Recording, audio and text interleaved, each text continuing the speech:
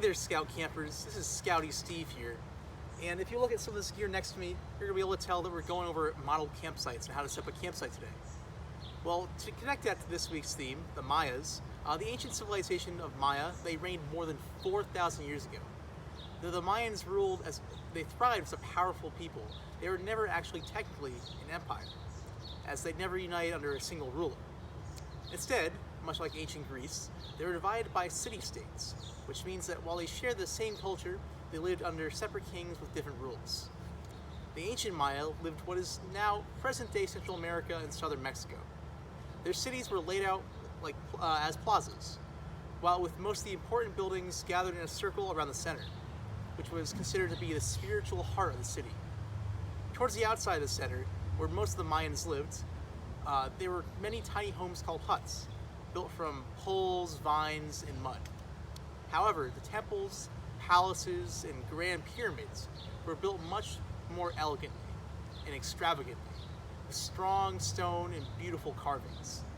The fact is that so many of their cities have been discovered today is in such good condition is proof of how skilled of builders they actually were.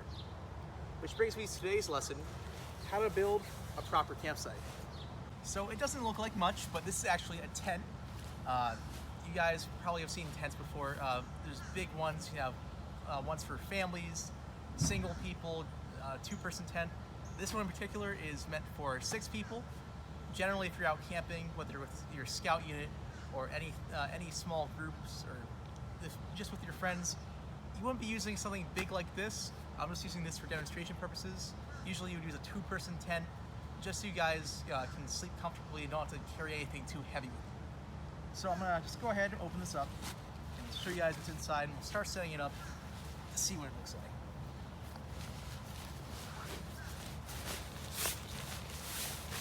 So make sure you never lose your tent bag, then you can't wrap up your tent properly afterwards.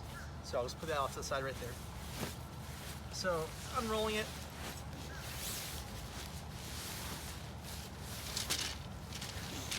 See, there is a bag inside. So in this bag, we have the tent poles. So probably the most important part for setting up your tent. There's some tents that don't require poles, but this one in particular does. So you need the tent poles to build the frame of the tent, so the actual tent fabric itself is held up and doesn't blow away. So there's certain types of poles. These just all lock into each other. You can just fold them out like this, and just sew on and lay them across, and they would slide in little gaps in the tent to hold up the tent itself. Some smaller poles are used to hold up the fly, which I'll get to in a minute what that is. So yeah, these smaller ones wouldn't actually be used to hold up the tent, they would be used up the rain fly.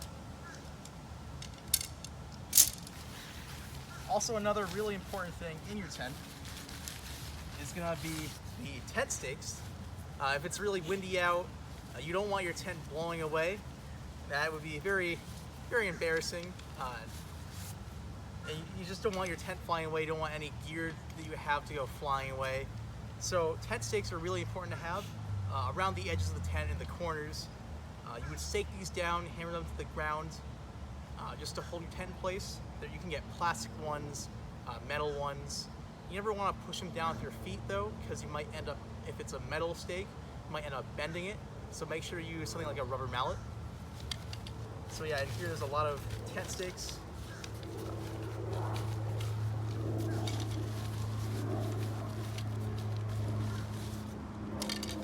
There's also actually some string in here too, some rope. So these will be used just to pull the tent tight in some parts, so you can stake it down so it's easier. To the side.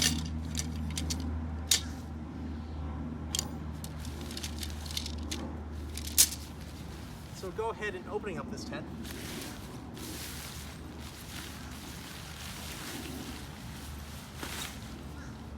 You can see inside here we have this right here.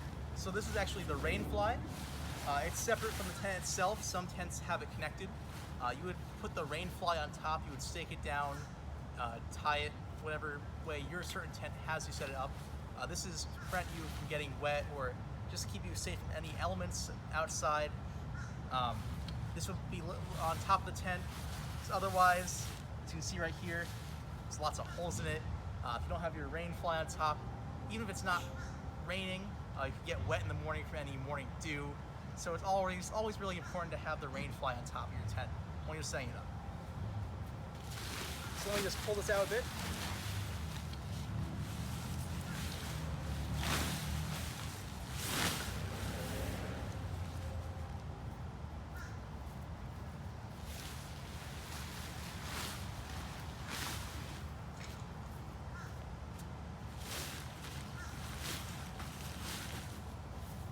So generally the tent is usually rectangular or square.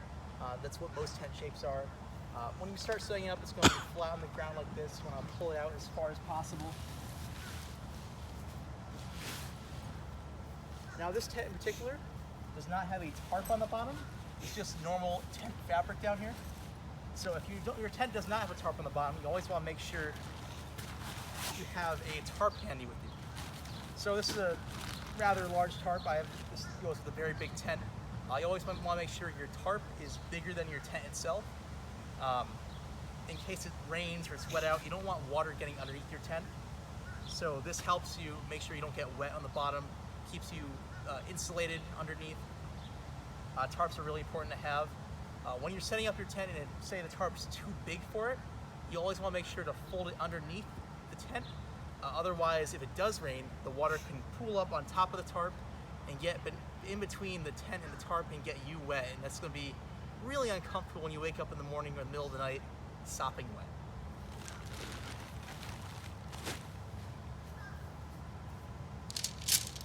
So these poles here, like I said before,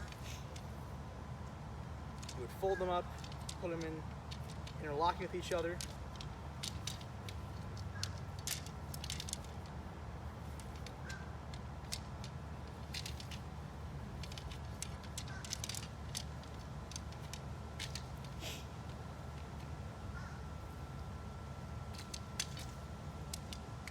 The majority of tents have you lay the pole across. This one in particular, it has clips on it. So you would lay the pole across, you would connect the pole into this little metal ring right here, this little metal spike. You would connect it in on both sides so it actually stays tight and sturdy. And once both the poles are on, you would start clipping like so, with the little clips onto the metal tent poles, and that would help you have the tent frame actually sturdy and built. So we're going to come back in just a minute, and I'll have the tent fully built, show you some other parts of it. So now we've got the tent built, so one thing you always want to make sure you do, take your tent bags, any leftover bags, make sure you store them inside the tent so you do not lose them. So this, I'll toss it in there. So take a look around the tent. So this part here, I was talking before, this is the tent fly. As you can see, it is staked down. It has some leads connecting it, so it's nice and taut, really tight, so that if it was laying like loosely on top of the tent, water might still get in. Because it is tight, the water will just roll off and not get anything wet on the inside. Coming around. So you can see my tarp under here. You always, like I said before, always want to make sure that your tarp is folded under fully. If not, water might pool up underneath you. You might have a nice soggy bed underneath you. You might wake up and be really frustrated that you're soaking wet. So just always make sure that it's nice and folded underneath the tarp. So this tent in particular, so the rain fly is held up by some poles like I mentioned before. As you can see, that these tent poles are the main frame for the tent. They are clipped on the clips. And that's basically what holds the tent together.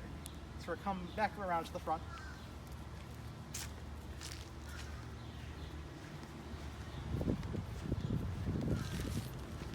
So for entering tents, you always want to make sure you take your shoes off before you go inside. You might have a towel or something to put your shoes on inside, that's fine.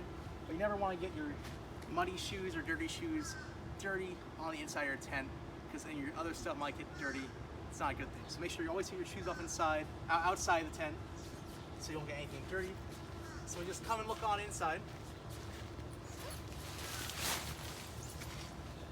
So in here I have my little bed set up. So you always want to make sure, along with your tent, make sure you have a nice sleeping bag to sleep in.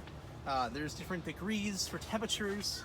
This one in particular is a 50-degree bag, so it's good for spring, summer weather.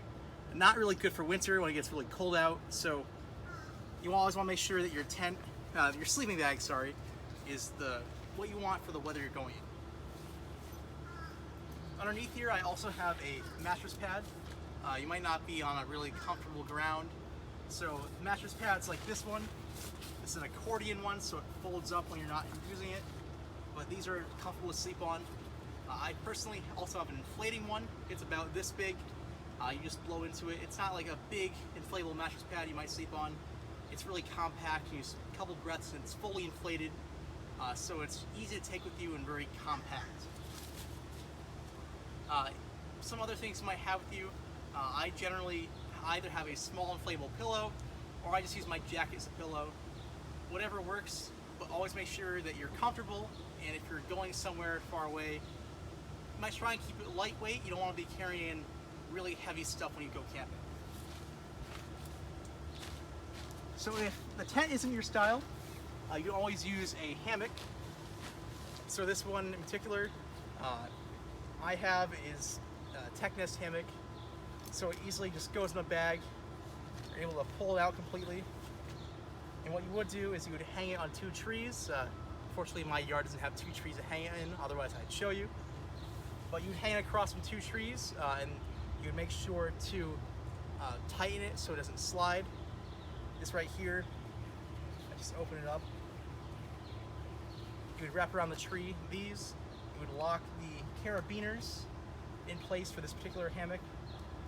You would lock it onto one of these loops that's on here, and that would wrap around the tree and you get it as tight as possible so it doesn't slide down the tree. For hammocks, you don't need a ground cloth, but always important to have a tarp to go over top of you in case it's raining. There's also other things like a underquilt, which is basically a sleeping bag that wraps around your hammock. Also, you can get mosquito netting for your hammock too, in case it's really buggy in the summer. So I'll just throw that off to the side. In a moment, we'll just go ahead and show you some other basic gear that you want to have when you have camping. So we're also going to go over a couple other things you might have in your campsite when trying to set it up. So as you can see here, I have my nice comfy chair to sit in. It's always good to have a compact or folding chair to take with you camping in case it's wet out or just no place to sit. It's always good to have one of these hanging with you. This one in particular is pretty heavy, so I wouldn't take it if I was hiking somewhere. It's always good to have a chair with you. Something fancy I have is a folding table. You don't need one, but anything that you might have that's lightweight just to help you have a nice, more comfortable time when you go camping is always really good to have. So my folding table is great for if I want to play a card game or something, or just put my food here and while I'm eating. It's always great to have. So right here we have a camp stove. It's always important to eat when you're camping. Cooking is really important. You could just eat dry stuff all the time, but you're not going to be really satisfied. So you always want to have some nice, good food to cook and eat. So this one in particular is a pretty large stove.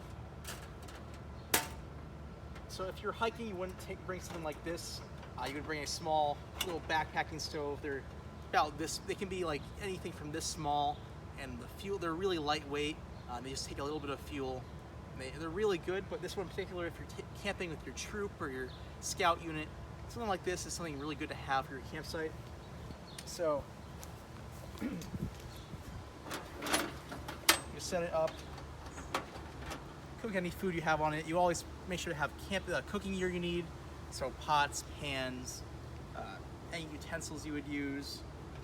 Make sure you have fuel for it, so you plug the fuel in, otherwise you can't cook if you don't have the proper fuel. This stove takes propane. Make sure you have a way to light it. So we have lighters in here. If you don't want to camp on a cook stove, you can always camp over a fire.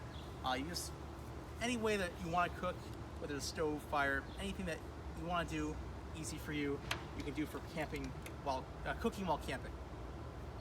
Your food that you eat, always want to make sure you have it stored away properly. So you want to have coolers for your food. This is a water cooler. It's a 5-gallon jug to properly store your water. For any food you might have, you might want to watch out for wild animals, raccoons, bears maybe, or where you may be camping. So it's always good to have a sturdy, really heavy-duty container to have your food stored in so it doesn't get eaten or taken, or you have a mess around your campsite from animals eating. So those are just some basic stuff you might have. You'd also have some things, you might have a rain cover, an awning, just to cover yourself like from the sun or from the rain if it's raining out when you're cooking. You might also have some other gear. Obviously you're going to bring food with you, have the water with you, anything to help make your camping experience better. So this is a basic model campsite. You obviously have a lot more stuff. You wouldn't have this big of a tent if you're just camping alone or a couple of people. You have a lot smaller stuff, more compact gear. But this is just a general idea of what you might bring on a camp out, whether it's for your scout unit, your pack, your friends, anything like that. So thank you guys for watching. This is Scouty Steve. Make sure to stay safe, stay healthy, and wash your hands.